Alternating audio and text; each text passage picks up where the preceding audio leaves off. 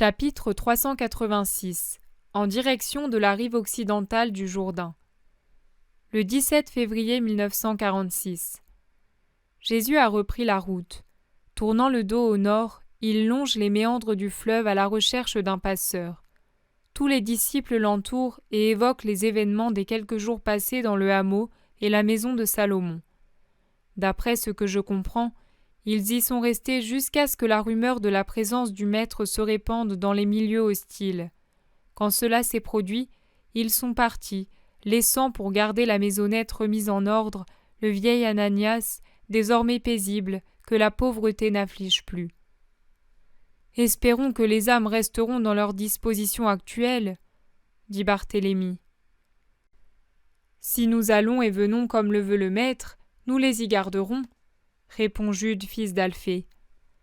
Comme il pleurait, ce pauvre vieillard, il s'était attaché, ajoute André encore tout ému. Et ses dernières paroles m'ont plu. Il a parlé en sage, n'est-ce pas, maître ?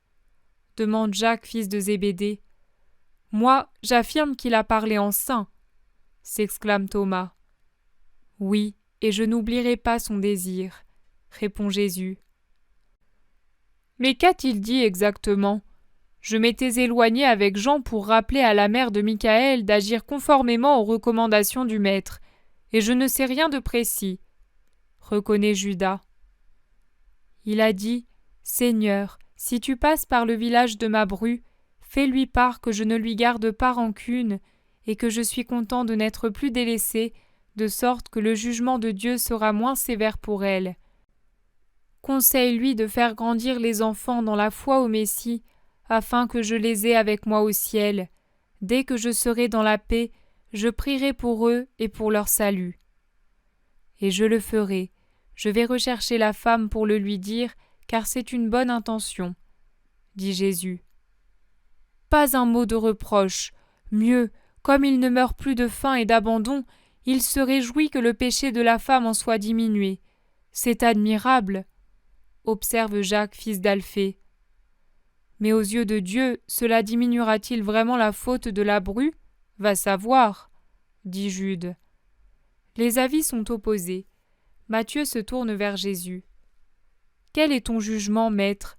Les choses resteront-elles comme elles étaient avant, ou bien changeront-elles ? Elles changeront. Tu vois que j'ai raison, dit Thomas triomphant. Mais Jésus fait signe de le laisser parler.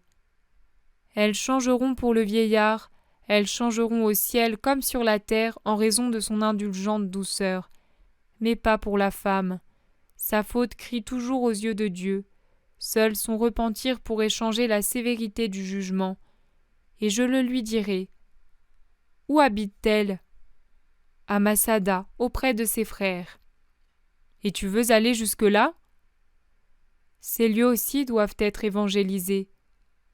Et à Kérioth ? Nous remonterons de Masada à Kérioth, puis nous irons à Utah, Hébron, Beth-Sur et Béther, pour revenir à Jérusalem à la Pentecôte. Masada est un lieu qui appartient à Hérode. Qu'importe, c'est une forteresse, mais il ne s'y trouve pas, et quand bien même il y serait, ce n'est pas la présence d'un homme qui m'empêchera d'être le sauveur. Mais où passons-nous le fleuve ? Vers Galgala. De là, nous le longerons en suivant les montagnes. Les nuits sont fraîches, et la nouvelle lune de Ziv éclaire le ciel serein.